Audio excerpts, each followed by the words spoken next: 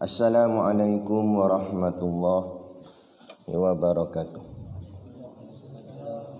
Ila hadrati sayyidina wa habibina wa syafi'ina Muhammadin sallallahu alaihi wasallam wa ila arwahi abaihi wa ikhwanihi minal anbiya'i wal mursalin salawatullahi wa salamuhu alaihi wa alaihim ajma'in wa ala ali kulli wa sahabati wal qarabati wa tabi'in wa tabi'it tabi'in bi ihsanin ila yaumiddin wa ila arwahi walidina wa muallimina wa zawil huquqi alaina ajma'in wa khususan ila hadrati Syekh Ibnu Aqil bisiril Fatihah.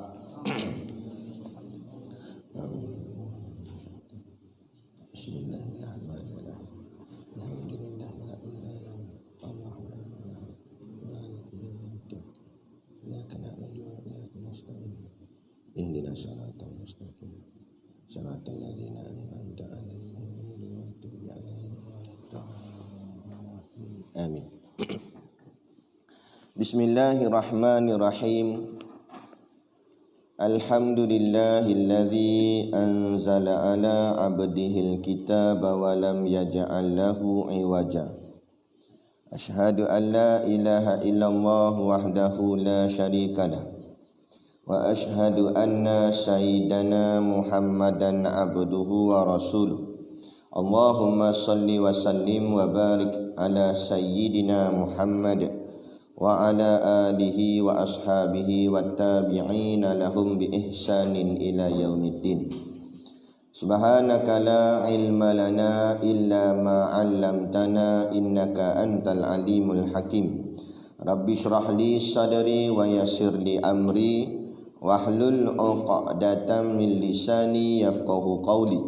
Wala haula wala quwwata illa billahil aliyyil azim. Amma ba'd. Sambung muka surat 68. Qala al-muallifu rahimahullahu ta'ala wa nafa'ana wa iyyakum bi ulumihi fid dharaini. Amin ya rabbal alamin. Mandi-mandi yang sunat. Kemarin sudah kita bicara tentang sunat, perbuatan-perbuatan sunat di dalam mandi wajib. Tapi yang hari ini bukan mandi wajib, tapi mandi yang sunat. Jadi ada banyak. Mandi-mandi yang disunatkan ialah 17 mandi. Ada 17 jenis. Yang pertama, mandi hari Jumaat bagi orang yang hendak pergi sembahyang Jumaat. Waktu mandi Jumaat itu daripada naik fajar shadiq. Yang pertama ialah mandi untuk menunaikan solat Jumaat. Niat kita tu hari tu kita nak pergi sembahyang Jumaat, maka kita mandi dia. Niatkan mandi sunat tu mandi nak pergi sembahyang Jumaat. Dan bila start mandi? Qada belah? Tak. Mandi dia selepas subuh ataupun bangkit mayang subuh tu, atau juga selepas habis mayang subuh. Niatkan mandi nak pergi sembahyang Jumaat. Dia kata awalnya memang sembahyang Jumaat sepatutnya kena awal, kita yang buat lambat. Lepas tu siapa paling awal lagi besar ganjaran pahala. Awal macam mana? Jumaat tu pagi-pagi lagi duduk di masjid dah. Pagi tu, lepas subuh tu. Kita beruntung duduk di pondok. Sebab kita di pondok pagi-pagi Jumaat memang duduk kat masjid dah. Ni masjid ni. Walaupun masjid kita tak buat Jumaat, tapi masjid dah. Jadi kalau boleh Jumaat tu, hari Jumaat, kurang-kurangkanlah amalan-amalan dunia. Berbanyak-banyakkan amalan akhirat. Start daripada pagi ni lagi. Kan? Habis yang kami kena pergi buat khidmat, jadikan khidmat tu jadi akhirat, bukan jadi dunia. Bukan buat kerana nak dapat upah dunia, tapi buat kerana kerja agama Islam. Jadi ibadat juga. Lepas tu bila dah siap-siap apa semua, dah siap kerja khidmat tu, siap-siap baju apa semua, mandi siap, duduk masjid iktikaf, baca Quran, zikir, kan? Hari Jumaat. sebab fadilatnya sangat besar. Ni datang lambat sembahyang Jumaat dalam waktu PKP ni, dia jaga tu kat depan tu. Bila lambat dia tutup gate, dah tak boleh masuk dah. Kita pesan, sebab kita dapat aduan Jumaat lepas ada beberapa orang yang tak pergi sembahyang Jumaat. Ingat Jumaat tak gugur. Jumaat kita ni tak gugur. Yang gugur pelajar tahfiz sahaja. Itu pun setelah ana rujuk dengan Tok Guru Siddiq Noh. Ana tanya, Tok Guru, pelajar tahfiz kita ramai ni kat 80 orang. Nak pergi sembahyang kat masjid tak lepas sebab sembahyang jarak. Jadi dalam ruang dewan solat dia tu tak cukup. Jadi macam mana nak buat? Kita buat Jumaat juga ke di masjid kita? Tok Guru dia ikut kitab lama. Walaupun surat Jabatan Agama membenarkan, tapi kena mohon dulu. Tapi kata Tok Guru, kalau dalam satu karya ada 2 buat Jumaat, maka siapa buat dulu baru sah. Jadi takut-takut kalau masjid buat dulu, kita tak buat, nanti kita tak sah. Atau kalau kita buat dulu, geng masjid pula tak sah, susah pula. Jadi tak apalah, kan? Kata Tok Guru ganti dengan Zuhur. Jadi yang gugur sini atas taklid pada Tok Guru kita tahfiz je. Kita tak ada kena-mengena. Kita pondok kan ramai sangat. Kalau semua pergi pun lepas dewan tu. Jadi jangan buat alasan. Alasan buat kambing, alasan buat, dah tahu dah hari tu hari Jumaat, pergi sembelih lambat kenapa? Seolah-olah kita sengaja. Orang cakap apa? Dah tahu dah waktu tu ada kewajipan. Kenapa kita pergi buat lengah begitu? Kan? Patut kita jaga. Kalau kita sungguh sayangkan Allah, kita jaga Allah, kita prepare siap-siap dah. Sebab tahu hari tu akan nak bertemu dengan Allah. Pagi tu, tengah hari tu Jumaat. Begitu juga perkara-perkara lain, masak-masak ke dan sebagainya. Jangan bagi alasan sebab esok nanti depan Allah Ta'ala nak kena jawab ni. Kan? Orang tanya, awak tak pergi sembahyang Jumaat ngadap aku? Masak sup. Masak sup. Allah masak dalam neraka tau. Jadi jangan buat lebih kurang lah perkara-perkara tu. Jadi yang dah lepas lah. Kita buat bagi elok. Jumaat kali ni pastikan betul-betul siap awal-awal. Pergi awal-awal. Baik. Yang kedua, maksud yang dalam kitab ni kata fajar sodik tu subuh lah. Ni panggil fajar sodik. Dia ada 2, fajar sodik dengan fajar kazib. Kazib maksudnya membohong. Itu belum subuh lagi. Itu fajar kazib tu sebelum subuh. Fajar sodik yang ni sekarang ni dan selepas subuh tu panggil fajar sodik. Kedua, mandi hari raya fitrah. Raya ni kadang-kadang panggil raya fitri boleh, raya fitrah pun boleh. Betul lah, sebab dia berkait dengan fitrah. Kenapa dipanggil hari raya Aidil Fitri, fitrah? Kerana hari itu kita kembali kepada fitrah. 2 pandangan. Satu pandangan, fitrah manusia ni makan. Jadi masa puasa tak boleh makan. Bila dah raya kembali pada fitrah, maknanya kembali boleh makan siang. Itu yang pertama. Yang kedua, makna fitrah itu juga kembali pada fitrah, kembali kepada taat pada perintah Allah. Makna kata masa bulan Ramadan tu mencuci hati. Dan kan Ramadan banyak pantang larang, tak boleh ngumpat, tak boleh buat ni, tak boleh buat tu, tak boleh buat ni, akan rosak pahala puasa dan sebagainya. Kalau orang yang ikut betul-betul madrasah Ramadan tu, bila dia keluar daripada bulan Ramadan masuk hari raya, bersih hati dia. Dia akan jadi betul-betul kembali balik macam mana dia lahir semula. Memang ada hadis pun. Dan siapa yang keluar daripada bulan Ramadan dalam keadaan Allah dah ampun dosa dia dan dia bertaubat sungguh-sungguh, macam bayi baru lahir. Bayi baru lahir tu panggil fitrah. Sebab itulah sambutannya disebut hari raya Aidil Fitri. Aidil Fitrah. Jadi mandi, mandi itu sebagai tanda kita meraihkan hari raya tu, pagi tu. Dan hari raya Adha. Adha apa maksud dia? Kabadaha, kan? Adha maksud dia Adha. Adha tu udhiyah asal kataan. Udhiyah, alif dha ha ya ta marbutah. Udhiyah. Udhiyah tu maksudnya korban. Sembelihan korban. Itu maksud Adha. Kalau sembelih saja tak panggil udhiyah. Ni yang berkait dengan sembelihan kepada Allah dalam makna korban. Itulah hari raya korban, hari raya Adha. Waktu mandinya mulai daripada tengah malam bagi hari raya itu. Kerana dalam Islam ni perayaan ataupun sesuatu tu dia bermula dengan malam. Lepas tu takbir kita pun mula dengan malam. Cuma raya Aidiladha 9 Zulhijjah tu pagi subuh tu dah takbir. Pagi hari subuh hari yang hari tu tak takbir pagi subuh tu. Zuhur baru start kan takbir. Patutnya subuh lagi dah mula kalau Adha. Kalau raya Fitri maghrib malam tu. Ramadan yang terakhir tu malam dia tu maghrib tu dah start takbir. Takbir raya. Baik. Jadi mulanya mandi dia tu, sunat dia tu malam tu lagi mandi. Sebab apa malam? Kenapa tak buat pagi? Sebab sambutan itu diraikan bermula daripada malam lagi. Bukan pagi. Kita banyak apa-apa mula dengan pagi, tapi kalau dalam Islam mulanya dengan malam. Malam tu permulaan hari. Bertukar tarikh kalender Islam pun bukan subuh, bermula daripada maghrib. Ketiga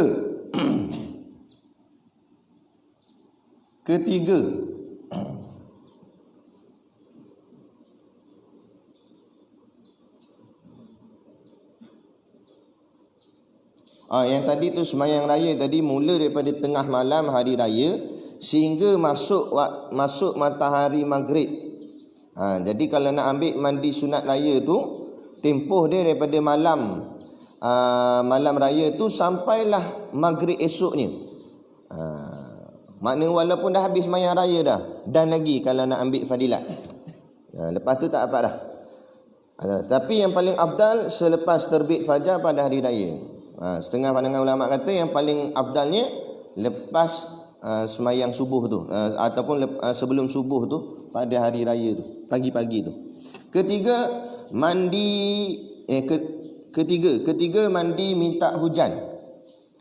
Dipanggil istisqa. Mandi untuk solat minta hujan, istisqa. Waktunya bermula apabila hendak solat bagi yang solat seorang diri, dan apabila orang ramai sudah berkumpul untuk solat bagi yang solat berjemaah. Kalau dia semayang seorang, sebelum dia semayang tu mandi dulu. Mandi minta hujan sebab kemarau. Bukan mandi untuk menunaikan solat minta hujan. Kalau semayang ramai-ramai, sebelum orang ramai sudah berkumpul untuk nak solat, mandi. Waktunya habis apabila solat selesai. Habis solat dah tak ada fadilat semayang mandi untuk solat istisqa tu, tak ada dah. Boleh buat. Keempat, mandi kerana gerhana bulan. Selama ni kita gerhana nak semayang je lah. Ni kita tahu dah. Kalau ada gerhana bulan, gerhana matahari, mandi dulu. Lepas tu baru pergi masjid untuk nak semayang gerhana. Mandi kerana gerhana bulan. Yang kelima pun sama, mandi kerana gerhana matahari. Keenam, mandi kerana memandikan mayat. Dia nak mandi mayat, dia mandi dulu. Bukan, selepas.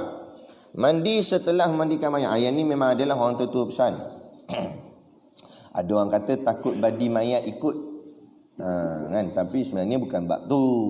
Tapi ini adalah sunat yang Nabi ajar, kan? Jadi mandi kita mandi, selepas kita mandikan mayat, kita pula mandi. Tapi jangan mandi dekat tempat mayat tu. Mandi kat bilik air lah. Lagi mayat dah angkat, dia pula baring situ. Bengong. Kata pengusi, hang dah buang tebiat, nak mampus ni. Ketujuh, mandi kerana masuk agama Islam. Kita dah masuk dah, tak payah mandilah orang lain lah yang mu'alaf. Sebab masuk Islam, mandi tanda membersihkan zahir dan batin kita daripada kekafiran yang dulu, kan? Mandi kerana masuk agama Islam. 8, orang gila kerana hilang gilanya. Dia asal gila, lepas tu hilang dah gila dia, sembuh, jadi waras. Mandi sunat gila. Mandi sunat elok daripada gila lah. Bukan mandi sunat gila jadi gila balik kan. Tu.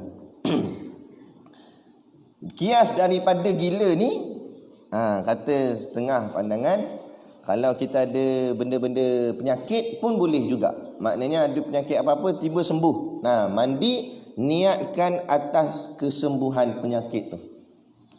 Sebagai tanda syukur pun sama kan. Sebagai tanda membersihkan diri pun sama. Contohlah ahli jawatankuasa sebut dah semalam kan, rokok ni perlahan-lahan kurang. Tu pada dia lah. Pada Ana tak ada perlahan-lahan dah. Nak berhenti-berhenti terus lah. Duk main perlahan-lahan tu memang perlahan sungguh. Tak berhenti-berhenti. Nampak? Kata aku berhenti lah. Aku berhenti lah. Berhenti apa? Berhenti membeli. Tapi ngepau juga. Minta orang. Nampak? Nak berhenti semua. Berhenti sungguh. Cuba. Buat sungguh-sungguh. Boleh. Ana boleh. Macam Izham cerita dah semalam. Kan? Tu kalau ikut pengalaman Ana tegar agak dulu. Rokok tu sekotak habis. Apa tak isap? Dunhill, Marlboro, apa nama tu? Nama pun dah lupa dah. Winston. Dia apa tu? John. John tu time tak ada duit lah. John. Bingo dekat sini ada bingo lagi bingo. Takut nak jawab. Kantoi lah kalau jawab. Bingo. Dulu kat Perlis banyak bingo. Duduk Perlis dulu. Rokok seluduk. Tu ada rokok kretek Suria Baji Hitam. Betul tak? Tu. Kalau isap ketak. Tu panggil kretek. Tu kalau kena baju Melayu koyak tau. Lubang. Naik motor sambil isap rokok pergi main Jumaat. Lubang. Macam kena tembak. Kalau lubang sebab jihad apa enggak sebab isap rokok. Baik. Boleh? Habis kotak tak puas lagi. Gulung pula rokok daun tembakau Jawa. Gulung pula. Sampai praktikal dia tu istiqamah sangat. Sampai dalam gelap boleh gulung. Tutup lampu dah. Tahu mana tembakau mana daun. Jadi. Makna kata dah biasanya. Sambil bawa kereta boleh gulung. Makna kata dah kuatnya rokok. Tahun-tahun. Start daripada tingkatan 3. Sampailah umur 25 isap rokok. Kan? Time nak masuk kolej tu buat medical check up, doktor basuh kat setengah jam. Dia tunjuk paru, tengok tu paru awak. Habis dah rosak dah. Awak nak jadi apa? Dia marah ni tu. Jadi kita dalam hati kata kau ni nak bagi sign ajalah aku nak masuk ni banyak cakap. Tu dia marah. Kesan daripada dia marah tu insaf sekejap. Keluar daripada klinik tu buang kotak rokok. Buang kotak je lah, rokok simpan. Kan? Tak jadi juga. Balik rumah kantoi dengan mak. Kakak pergi pecah masuk bilik, kantoi ada jumpa rokok. Kan? Balik rumah tengok ayah letak rokok atas meja. Ayah tak isap rokok. Kenapa ada rokok? Macam kenal rokok tu. Rokok aku. Nak masuk bilik ayah panggil. Syakir, sini jap. Allah, sudah. Siap apa nak kena ni. Pampung. Kena tempeling apa semua sekali. Mak pula nangis-nangis drama sembilu lah. Apa aku nak jadi? Memang sedih sungguh lah time tu. Rasa aku ni anak derhaka buat mak aku menangis. Buang lagi rokok. Tak isap dah. Tak isap berapa lama? 2 minggu. Tu pun sebab tak keluar rumah. Cakap mak keluar rumah sekejap nak pergi kedai beli barang sikit.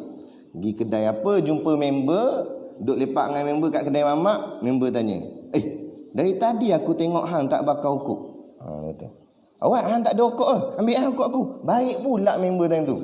Selalu kedekut. Nak ini bagi pula. Hisap semula tak jadi apa. Gaduh ngawek pula zaman dululah. Nak berawek-awek. Kata, I tak suka you sebab hisap rokok. Berhenti dapat awet baru isap balik. Tak jadi juga. Makna nak cerita buatlah mu kerana apa pun. Kerana makhluk mu takkan boleh berhenti. Akhirnya nak masuk pondok. Bila nak masuk pondok, Allah, aku insaf dah. Aku nak tinggalkanlah tabiat lama aku dulu. Sekarang aku nak ubah diri aku jadi elok. Jemu dah. Betul tak kawan-kawan? Kita jemu dah perangai nakal kita dulu. Berapa lama sangat nak jadi nakal? Berapa tahun dah kita hunggah sana hunggah sini. Sekarang ni masa untuk perubahan. Dah boring dah yang dulu kan. Jadi kita pun tukarlah kan. Aku malas dah lah. Saya datang ke sini, saya tinggal sebatang kan aja, letak kat telah telinga ni. Sebatang tu je tinggal. Masa tu jalan sampai dekat Terowong, highway Terowong tu jam, ada accident. Stres. Aduh, lambat dah ni, nak sampai ke apa dah ni. Nak tempat dah tak biasa sampai. Stres. Tiba setan ingat dengan kita. Stres apa? Kan ada sebatang je celah telinga tu. Bakar itu. Bakar tu pam sampai dah ke puntung. Jentik puntung tu sekali jentik dengan segala-gala kejahatan kita pernah buat. Kata inilah rokok terakhir aku isap dan selepas ni aku tak akan sentuh dah. Tanam azam sungguh-sungguh. Fa iza azamta fatawakkal 'ala Allah. Bila kamu sudah berazam, serah bulat-bulat pada Allah. Kalau kamu serah bulat-bulat pada Allah, Allah yang maha kuat yang akan membantu kamu. Tapi kalau kamu buat kerana selain daripada Allah, kamu takkan ada kekuatan. Percayalah. Buat kerana mak takkan ada kekuatan. Buat kerana awek tak ada kekuatan. Buatlah kerana apa yang dinamakan makhluk. Makhluk itu lemah. Tapi buat kerana Allah, Allah kekuatan pada kita. Kan? Alhamdulillah. Start yang tulah lah. Tak ada slow-slow. Tulah lah. Tak isap dah. Sampailah. Jadi apa alasan? Kita je nak duduk hingga sana, lengah sini, tak tanam azam betul-betul. Jadi macam azam. Tanam azam. Baik. Tu. Boleh tak? So kalau dah berjaya betul-betul berhenti kan, kita mandi sebagai tanda syukur dan tanah azam dalam mandi tu memang aku tak nak sentuh dah. Boleh insya-Allah dengan keberkatan mandi sunat tu, mana tahu memang kita akan tinggal sungguh. Tu. Boleh? Nak cerita tadi mandi ni lah. Buat betul-betul. Tak ada masalah. Ada orang kata tak boleh berhenti terus tak? Nanti mati. La ilaha illallah. Mu isap tu lagi cepat nak mati. Ada mati bengong. Mana tak ada tak mati mana? Kan? Boleh. Ada seorang pelajar pondok lagi, dia ambil petua mana tak tahu. Dia kata kalau nak berhenti isap rokok, minum air abu rokok. Dia minum, dia buat sungguh. Minum 3 hari demam. Tak masuk tu kuliah.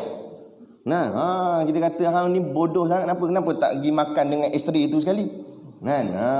Mana ada orang buat macam tu, tembakau tu pergi minumnya. Buat apa? Kan? Berhenti-berhenti tanam azam sudahlah betul-betul. Memang aku nak berhenti dah, tak nak dah. Ataupun juga kita boleh kiaskan dengan apa tabiat buruk kita. Apa-apa pun yang kita yang rasa tabiat buruk yang payah nak tinggal, buat solat hajat 2 rakaat, minta hajat dalam sujud tu. Ya Allah, aku nak tinggal benda-benda yang tak elok ni. Jadi aku tak ada kekuatan Allah. Engkau yang maha kuat. Tolong aku ya Allah. Doa sungguh-sungguh. Jangan buat sekali tu je. Tiap-tiap malam buat. Sampai betul-betul kita istiqamah boleh berhenti. InsyaAllah Allah akan datangkan satu benda jelek ataupun satu benda tak sedap pada benda tu. Sehingga kan kita tak nak dah. Sekarang kalau lalu asap okok kat hidung pun kita rasa, apa bau ni? Kita jadi tak ni. Kalau dulu bau je, oi sedap tu. Dia akan jadi, Allah akan buatkan jadi kita tak suka dah, tak minat dah. Ada. Apa-apalah perangai yang tak elok, suka tengok perempuan-perempuan seksi ke apa kan. Doa betul-betul, buat solat hajat apa semua, minta sungguh-sungguh insya-Allah. Perempuan pun jadi dia tak nak tengok dah. Bukan tak nak tengok, bukan jadi gay lah pula. Bukan maksudnya mana dia jaga pandangan. Insya-Allah. Buat betul-betul. Apa-apa benda-benda tabiat buruk yang kita payah nak tinggal. Suka sangat tidur, buat solat hajat. Tapi jangan dalam solat tu pun tidur juga. Semua tak jadi. Sampai ke solat pun tidur, macam mana nak hajat? Baik. Ke-9, orang yang pitam kerana hilang pitamnya. Ni samalah ni kiah-kiah yang tadilah, benda yang kita berjaya tinggalkan, boleh dengan mandi. Sama juga macam walaupun setelah dia bangun daripada pitam dia atau pengsan dia, sunat mandi. Ni salah satu nak bagi kesegaran juga. Sebab dia baru lepas bangun daripada pengsan dia tu, bagi segar, mandi. Ke-10, mandi ketika hendak ihram. Yang ni memang ada buat. Kalau siapa pergi umrah sampai dekat tempat miqat, dekat Bir Ali sebagainya, sebagai contoh, dia ada masjid situ, selalunya kita akan mandi dulu, mandi sunat. Sebab nak pakai ihram. Lepas tu mau pakai ihram, lepas tu semayang pula, semayang sunat ihram. Ke-11, Mandi kerana masuk Mekah. Nak masuk Mekah pun mandi. Kalau boleh mandilah, tak boleh mandi macam mana, dah turun daripada airport apa semua, tiba-tiba terus masuk situ kan. Kadang-kadang susah juga, tapi tengok pada keadaan lah. Kalau mampu, kalau boleh buat, kalau tak boleh buat, tak apalah. Ada seorang ustaz hari tu, Ustaz Alim Saad. Dia cerita kawan dia tu mengaji di Indonesia. Entah macam mana, entah dia beramal lah. Orang Indonesia ni kadang-kadang dia ada amalan-amalan dia kuat dekat pesantren-pesantren dia, daripada dia punya para masyaikh dia. Jadi dia beramal, tiba dia dapat isyarat. Ana tak faham juga apa maksud dia, tapi dia kata dia dapat isyarat melalui mimpi. Lepas tu dia tanya tok guru dia. Masa ni dia tengah duduk kat rumah tok guru Sidik Noh. Dia tengah cerita dengan tok guru, ana ada sebelah, kita dengar yalah tompang.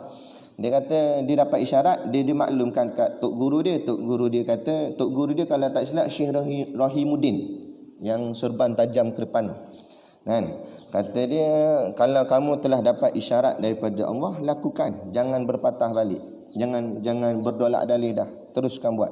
Apa isyarat dia? Dia disuruh atau diminta pergi ke Mekah dengan cara jalan kaki. Pergi Mekah dengan cara jalan kaki daripada Endon.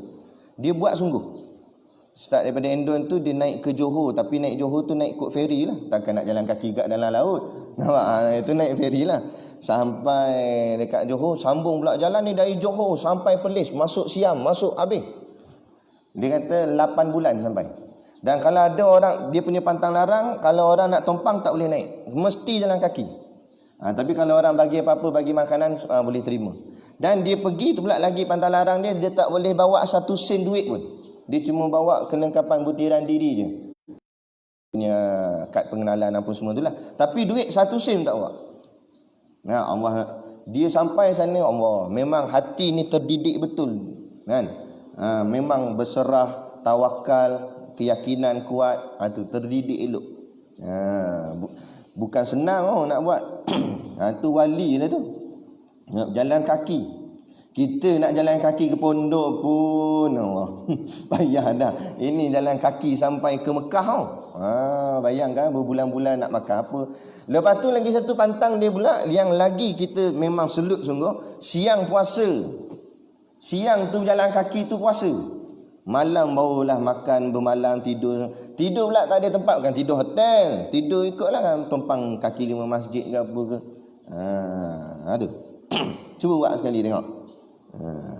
Baru sampai Beruah patah balik dah. Itu pun telefon member, tolong ambil aku Ustaz. Allah lah. Itu bahagian kita. Kita bukan dapat isyarat, lampu isyarat. Baik. Ke-10 mandi ketika dah. Ke-12 mandi kerana wukuf di Arafah. Ni bagi orang yang buat haji itulah, wukuf di Arafah sunat mandi.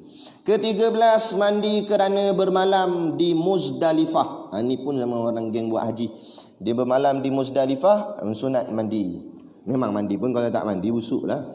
Ke-14 mandi kerana melontar jamrah yang 3 di Mina. Lepas dah lontar jamrah tu mandi. Kan? 3 jamrah. 1 jamrah 7 butir batu. Ke-15 mandi kerana tawaf, iaitu tawaf kudum. Tawaf ifadah. Tawaf apa nama tu? Wida.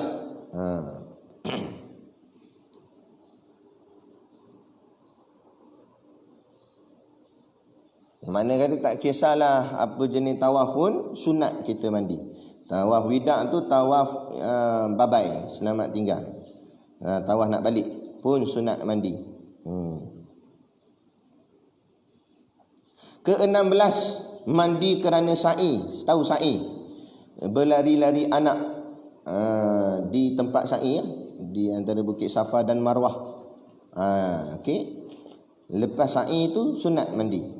Balik ke hotel mandi. Ke-17 mandi kerana masuk ke Madinah. Masuk Madinah mandi. Ini menjadi sunnah perbuatan Nabi. Nabi kalau masuk Madinah, Nabi mandi. Ada satu telaga, namanya telaga tempat Nabi mandi. Kalau nak masuk Sama ada kadang kalau di Mekah pun ada, di Madinah pun ada. Orang gila dan orang yang pitam yang diketahui keluar mani ketika gila atau pitam wajiblah mandi. Walaupun dia gila ataupun pitam, tapi kalau dia ada keluar mani ketika gila atau pitam, dia wajib kena mandi. Sama ada mandi lepas dia dah sihat daripada gila dia tu atau pitam dia, atau ada orang tolong mandikan dia, boleh juga. Mandi kerana hendak ihram itu sama hukumnya bagi orang yang balik, orang yang belum balik, orang gila, orang yang haid. Mandi kerana hendak ihram itu sama hukumnya, sama berat hukumnya. Maknanya sangat-sangatlah dituntut kan? Macam mandi ihram tadi memang sangat-sangat dituntut, sunat muakkadun. Jadi orang yang balik pun sunat mandi juga. Kalau dia dah balik, tahu dia baru balik, tukar suara. Semalam suara macam Doraemon je, Nobita je kan. Mesin pengisar rumput, mula malam tu. Esok pagi bangun, mesin tukar suara dah. Balik ada, balik mandi. Mandi sunat balik. Orang yang belum balik kan, orang yang belum balik ada, boleh juga kalau dia nak semayang sunat-sunat ni juga. Orang gila, gila kalau dia boleh mandi, kalau tak boleh mandi, orang lain boleh mandikan untuk wajib, untuk sunat tak payah. Orang yang haid pun sama juga. Orang yang haid pun boleh dia mandi sunat. Mandi wajib tak boleh lah sebab dia haid lagi. Mandi sunat boleh. Tu tu maksud dia. Maknanya tak kira lah mandi sunat ni tak ada syarat-syarat. Mandi wajib dia ada syarat-syarat dia. Mandi sunat tak apalah, mu balik ke tak balik ke, gila ke haid ke, boleh mandi sunat. Mandi kerana masuk Mekah itu sama hukumnya bagi orang yang ihram kerana haji atau ihram kerana umrah. Sama hukum dengan macam mengerjakan haji atau umrah, boleh. Walaupun dia tak buat haji, tak buat umrah, tapi dia masuk Mekah ni tu, mungkin dia masuk Mekah sebab nak beli kurma je, boleh juga mandi sunat masuk Mekah. Boleh. Mandi kerana melontar jamrah yang 3 itu disunatkan pada tiap-tiap hari melontar, melainkan jamratul uqabah hari ke-10 maka sunat mandi. Boleh mandi ni soal mandi sunat bagi lontar jamrah lah, boleh semua. Kemudian tambahan, boleh seseorang mandi junub sekaligus dengan niat mandi Jumaat, walau bagaimanapun afdal jika mandi berasingan niat. Okey, ni masalah menggabungkan sesuatu yang fardu dengan yang sunat dibuat sekali. Benda ni berlaku khilaf di kalangan ulama. Ada ulama membenarkan, seperti contoh mandi junub, dia mandi junub tu mandi wajib. Tapi kebetulan hari tu hari Jumaat, dia pun mandi pagi-pagi Jumaat, maka dia niatkan sekali mandi Jumaat. Boleh kata ulama. Tetapi dari segi afdal diasingkan niat. Maknanya nak mandi wajib dulu pun boleh. Lepas tu baru niat pula mandi sunat. Maknanya 2 kali mandi. Niat Jumaat itu lebih afdal. Begitu juga orang tanya, kalau dia nak puasa qada, sebab bulan Ramadan hari tu ada kantoi, bawa beg plastik hitam, tak makan. Ni makan, tak puasa. Jadi habis Ramadan dia nak puasa ganti, puasa qada. Lepas tu nak puasa sunat sekali, puasa 6 kan. Jadi macam mana ni puasa sunat, ni puasa yang wajib, puasa qada. Okey, ada pandangan kata boleh disekalikan niatnya. Tapi lebih afdal kata ulama diasingkan. Nak tanya Tok Guru Siddiq sendiri pun kata lebih baik buat asing lah, kata Tok Guru. Mana kata nak selesaikan apa dulu? Puasa wajib dulu. Habis kalau saya takut 6 tu habis, saya puasa sunat 6 dulu boleh? Boleh, tapi kena tanam azam dalam hati, nanti akan buat puasa yang wajib ganti pada hari yang lain.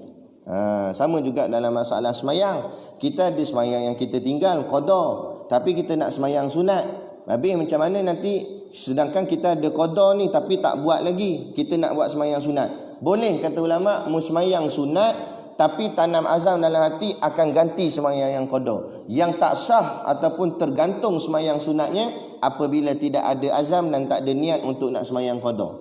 Jadi kalau benda wajib kalau benda wajib tak selesai, ada hutang dengan Allah, amalan-amalan sunat semua tergantung. Jadi tak boleh berhutang-hutang ni, maka kena selesaikan hutang tu semampu yang mungkin, secepatnya mungkin.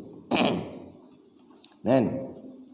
Satu lagi pandangan kata mu buat yang wajib, yang sunat mu dapat.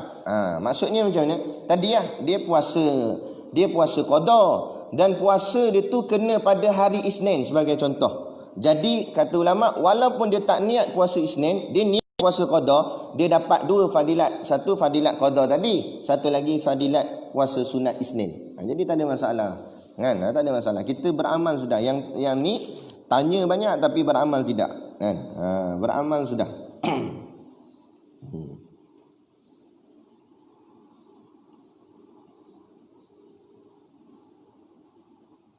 Baik. Habis selesai. Kemudian ditambah lagi dalam kitab Fathul Qarib. Nanti insya-Allah kalau ada masa kita boleh baca kitab ni. Fathul Qarib ni bagus ni. Dia masalah fiqh jelas. Dia kata tambahan lagi mandi sunat, mandi setelah berbekam. Itu bekam tu mandi lepas tu. Sebab apa? Berbekam ni buang darah, kadang jadi lemah. Jadi kita mandi untuk segarkan balik. Mandi setelah mencukur misai dan bulu kemaluan. Oh, baru tahu. Anda pun tak tahu tak? Kan? Cukur misai pun boleh ada mandi sunat. Cukur jambang ke, atau cukur bulu ari-ari ke. Kan? Tapi cukur kening tak ada. Cukur kening tu masuk neraka. Mandi sunat sebab cukur kening. Mana boleh. Kan? Mandi kerana telah balik. Tadi sebut dah tadi. Mandi untuk menghadiri majlis-majlis yang baik. Menghadiri majlis baik, hukumnya sunat mandi. Okey. Kadang-kadang kita, Ana dulu pun tak tahu juga. Kalau orang jemput kita makan kenduri, kalau tidak ada perkara dalam kenduri itu melanggar syarak, wajib sebenarnya, bukan sunat. Wajib pergi. Kena pergi. Kalau pada majlis itu tak ada perkara yang melanggar syarak. Contoh mana? Tak ada karaoke. Kena pergi. Kan? Tak boleh buat lebih kurang orang jemput. Kan? Lepas tu kalau takut tak dan sebab ada kerja lain, baru boleh kita lapik dengan insya-Allah. Kan? Tapi kalau tak ada apa-apa, kena pergi sebab majlis orang, meraikan orang. Sebab nanti kalau kita buat majlis, kalau orang tak datang, apa perasaan kita? Kan? Kita dah masak banyak, orang tak datang. Jadi kena pergi. Majlis-majlis yang baik, kalau orang jemput kena pergi. Tetapi kalau ada yang tak elok, baru di orang cakap apa, tak payah pergi pun tak apa. Sebab majlis itu ada perkara mungkar di dalamnya. Tambih keadaan dimaafkan tidak ke masjid hari Jumaat. Ini tambahan tanbih dalam kitab Kifayatul Akhyar sebagai maklumat tambahan pada kita pada pagi ini. Orang yang berpenyakit perut selalu memulas dan mengeluarkan najis apabila sakit, tidak boleh haram pergi ke masjid untuk menunaikan solat Jumaat kerana dikhawatiri najisnya nanti akan mengotori masjid dan mengganggu para jemaah. Orang yang jenis, mungkin orang tua lah kot, sakit perut dia kuat dan dia tak boleh tahan najis dia. Kita boleh tahan lagi. Ni ada orang dia punya injak punggung dia tu dah lemah, dah loose. Jadi kalau ada dia tarik, dia tak ada cakap banyak lah, keluar terus macam tu je. Ada, sebab tu kadang ada orang tua yang pakai pampers. Bukan pampers budak tu. Kan? Jadi orang macam ni, kalau dikhawatiri najisnya boleh mengotorkan masjid, maka dimaafkan dia daripada pergi sembahyang Jumaat. Jadi kita kalau tak pergi sembahyang Jumaat, maknanya pakai pampers lah. Kenapa pula tak pergi sembahyang Jumaat pula? Ni orang ni je baru boleh dapat keguguran. Dia dianggap sebagai orang yang sakit yang dibolehkan untuk tidak menghadiri solat Jumaat. Tapi bukan waktu tidur je, tak ganti dengan sembahyang Zuhur lah. Jadi itu dia. Jadi sedikit kita tahu masalah-masalah hukum dalam hal-hal ibadat agama kita. Nanti kita akan sambung tajuk seterusnya, haid, nifas, istihadah. Apa dia definisi setiap satu tu? Apa itu haid? Apa itu nifas? Apa itu istihadah? Kita akan tengok pada kuliah yang akan datang, insya-Allah. Jadi sekadar tu pada pagi ni dulu. Wabillahi taufik wal hidayah. Assalamualaikum warahmatullahi wabarakatuh. A'udzu billahi minasyaitonir rajim. Bismillahirrahmanirrahim. Alhamdulillahirabbil alamin. Wassalatu wassalamu ala asyrafil anbiya'i wal mursalin sayyidina Muhammad wa ala alihi washabihi ajmain.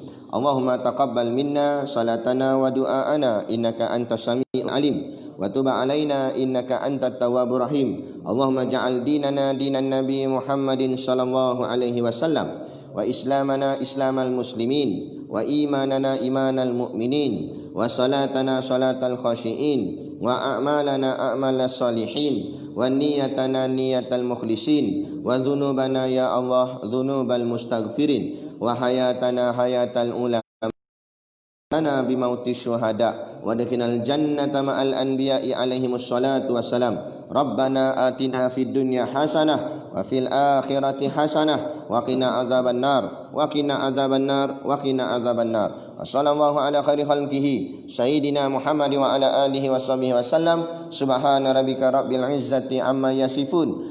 Wassalamun alal mursalin walhamdulillahi rabbil alamin. Amin ya rabbal alamin. Taqabbalallahu minna wa minkum. Takbir.